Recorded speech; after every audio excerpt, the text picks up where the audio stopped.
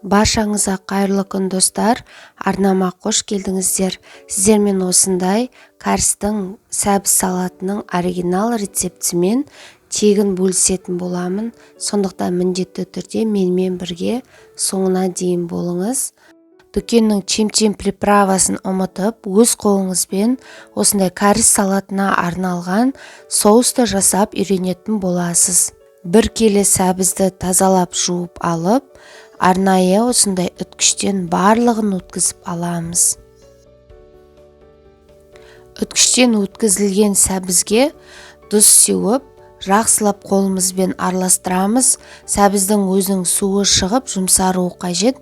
Сондықтан бөлме температурасына 30 минутқа қоямыз. Жарты сағат өткеннен кейін өзінің суы шығып, сәбіздің жұмсақ болады. Таза ыдысқа ауыстырып, қант, сарымсақ, сірке суын, одан кейін лотос, яғни китайский тұз саламыз. 1 шай қасық күнжіт майын, соя тұздығын саламыз.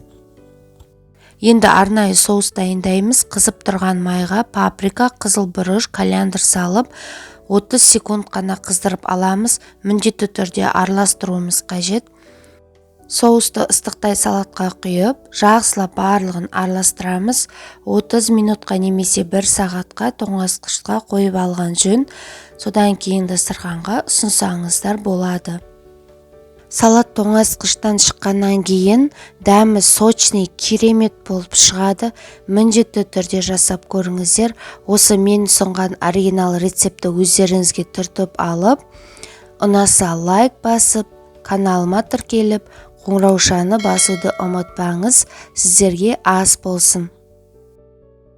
Алдағы уақытта арнамда баклажаннан осындай ерекше дәмді майонезсіз салаттың рецептісімен бөлісетін боламын. Сондықтан тіркеліп, қоңыраушаны басуды ұмытпаңыздар.